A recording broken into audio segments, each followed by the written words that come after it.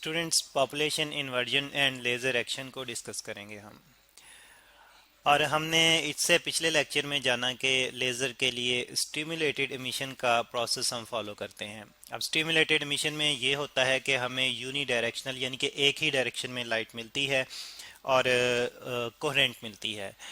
लेकिन इसके साथ साथ हम लाइट बीम को लेज़र लाइट को इंटेंस भी करवाना चाहते हैं, यानी कि हम ज़्यादा शिद्दत की लाइट जो है वो पैदा करना चाहते हैं। तो उसके लिए फिर हम पॉपुलेशन इन्वर्जन का कॉन्सेप्ट इस्तेमाल करते हैं। जैसे कि हमें लेज़र की अगर हम बात करें तो हम कहते हैं कि लाइट एम्पलीफिकेशन है ये, यानी कि लाइट को हम एम्पलीफाई करते हैं तो एक्चुअली इंटेंसिटी हम उसकी काफ़ी ज़्यादा करते हैं। तो फिर वो पॉपुलेशन इन्वर्जन की मदद से करते हैं। और उसके साथ साथ एक और भी हम जो है वो कॉन्सेप्ट यूज़ करते हैं जो कि हम लेज़र एक्शन में डिस्कस करेंगे। तो पॉपुलेशन इन्वर्जन को समझने से पहले हम पहले एक्साइटेशन डी एक्साइटेशन की बात करेंगे। स्टूडेंट्स, यहाँ पे आप बोहर का एटम देख रहे हैं जो कि एक्चुअली हाइड्रोजन एटम है। और सिंपलेस्ट यानी कि हमने एक एटम जो है वो दिखाया हुआ है, इलेक्ट्रॉन रिवॉल्व कर रहा है। अब इस इलेक्ट्रॉन को जैसे ही मैं एनर्जी दूंगा, इलेक्ट्रॉन अपने पहले ऑर्बिट में रिवॉल्व कर रहा है। जैसे ही मैंने एनर्जी दी वो ऊपर वाले ऑर्बिट में चला गया। तो इस तरह से इलेक्ट्रॉन जब अपने नीचे वाले नॉर्मल ऑर्बिट में रिवॉल्व कर रहा था तो हम कहते हैं कि एटम जो है वो अपनी ग्राउंड स्टेट में है। और लेकिन इलेक्ट्रॉन जब एनर्जी लेकर ऊपर वाले ऑर्बिट में चला गया तो हम कहते हैं कि एटम एक्साइटेड स्टेट में चला गया। तो अब जब यही इलेक्ट्रॉन जो है ये एनर्जी इमिट भी करेगा, तो जब एनर्जी इमिट करेगा तो वापस अपने ग्राउंड लेवल पर चला जाएगा, अपने नॉर्मल लेवल पर चला जाएगा और हम कहेंगे एटम डी एक्साइट हो गया। तो इलेक्ट्रॉन ने एनर्जी इमिट की और वापस ग्राउंड स्टेट में चला गया एटम। तो जो एनर्जी इमिट की है वो इलेक्ट्रोमैग्नेटिक वेव की फॉर्म में इमिट होती है और यहाँ पे वो हमें लाइट की शक्ल में भी मिल सकती है। और लेज़र लाइट एक्चुअली जो है वो इलेक्ट्रोमैग्नेटिक वेव की ही फॉर्म है और हम चाहते हैं कि हमें ज़्यादा शिद्दत की लाइट मिले। ये कॉन्सेप्ट हो गया एक्साइटेशन डी एक्साइटेशन का। यानी कि एटम के अंदर इलेक्ट्रॉन जब एनर्जी लेता है तो वो अपर स्टेट में चला जाता है, हम कहते हैं कि एटम एक्साइट हो गया। और इलेक्ट्रॉन जब एनर्जी इमिट कर देता है अपर लेवल से लोअर लेवल में चला जाता है तो हम कहते हैं एटम डी एक्साइट हो गया। नॉर्मल हालत को हम ग्राउंड स्टेट कहते हैं। और अपर स्टेट में जब इलेक्ट्रॉन होता है तो उसको हम एक्साइटेड स्टेट ऑफ एटम कहते हैं। अब हमने एक्साइट करवाना है एटम को और उसी उसी प्रोसेस में हमने पॉपुलेशन इन्वर्जन का कॉन्सेप्ट जो है इस्तेमाल करना है।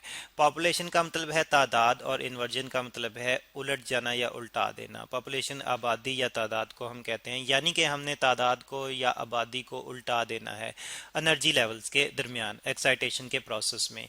इसको हम समझते हैं एक सिंपल सी एनिमेशन की मदद से।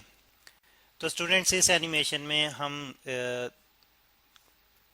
देख रहे हैं कि हमारे पास यहाँ पे एक लाइन है जिस पे काफ़ी सारे डॉट्स हैं और फिर ऊपर भी एक लाइन है जिस पे दो डॉट्स हैं। असल में जो लाइन है ये रिप्रेजेंट कर रही है एनर्जी लेवल को और जो डॉट्स हैं ये एटम्स को रिप्रेजेंट कर रहे हैं। तो इसका मतलब है कि नीचे वाले लेवल में, जिसको हम ग्राउंड स्टेट भी कहते हैं, काफ़ी ज़्यादा एटम हैं, जबकि ऊपर वाले लेवल में सिर्फ दो ही एटम हैं।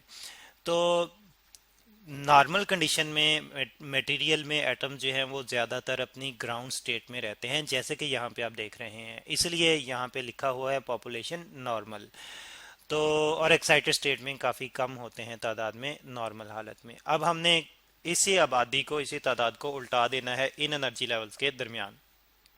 यानी कि हमने एक्साइटेड स्टेट में एटम्स की तादाद ज़्यादा कर दी और ग्राउंड स्टेट में एटम्स की तादाद काफ़ी कम रह गई। तो इस चीज़ को हम कहते हैं कि तादाद आबादी पॉपुलेशन इन्वर्ट हो गई, उलट गई। तो ये है पॉपुलेशन इन्वर्जन। लेकिन ये पॉपुलेशन इन्वर्जन जो है ये दो लेवल्स के दरमियान हम डायरेक्टली अचीव नहीं कर सकते, यानी कि हम ग्राउंड स्टेट से जस्ट ऊपर वाली स्टेट के दरमियान में एटम्स की तादाद को उलट नहीं सकते एक ही टाइम पे। तो इसको मज़ीद डिस्कस करते हैं कि ऐसा क्यों है। अब यहाँ पे स्टूडेंट्स इस डायग्राम में मैंने तीन एनर्जी लेवल्स रिप्रेजेंट किए हैं, जिनमें E1 जो है ये ग्राउंड स्टेट है। ठीक है, यहाँ पे हम लिख लेते हैं ग्राउंड स्टेट। और E2 जो है ये फर्स्ट एक्साइटेड स्टेट है, यानी कि E1 से जस्ट ऊपर वाली स्टेट है, first excited state, excited state. आप देख रहे हैं कि ग्राउंड स्टेट में एटम की तादाद ज़्यादा है, जबकि फर्स्ट एक्साइटेड स्टेट में एटम की तादाद कम है। हमने एक और लेवल ऊपर लिया हुआ है, इसको हम चले सेकंड एक्साइटेड स्टेट समझ लेते हैं। और यहाँ पे इसको हमने इसमें नंबर ऑफ एटम्स रिप्रेजेंट नहीं किए हुए, और इसके इसके नंबर ऑफ एटम्स रिप्रेजेंट करने की हमें ज़रूरत नहीं है। यहाँ पे जस्ट हमने फर्स्ट और सेकंड को डिस्कस करना है इसी के लिहाज से।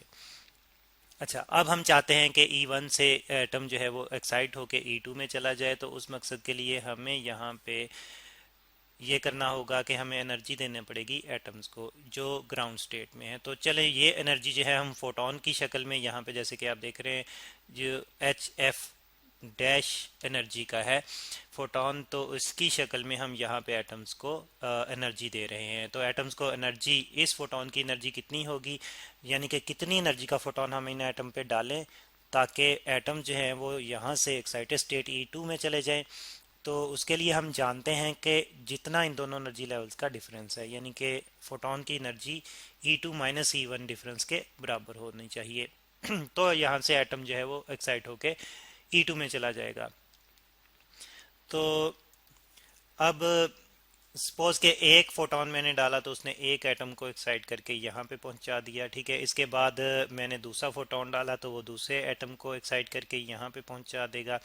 अब यहाँ पे अगर हम बात करें तो यहाँ पे दो एटम ऊपर चले गए, तो यहाँ से हम दो एटम्स को कट कर देते हैं, ठीक है जी।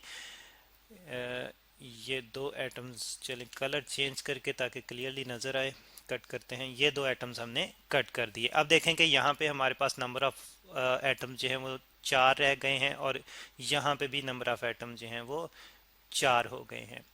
अब स्टूडेंट्स ये होगा कि जैसे ही हम यहाँ से पांचवा एटम जो है यानी कि यहाँ से सॉरी 2 एटम भेजे, तो तीसरा एटम जैसे ही यहाँ से हम E2 में भेजना चाहेंगे, उसी दौरान में E2 से एक एटम जो है वो डी एक्साइट होके वापस E1 में आ जाएगा।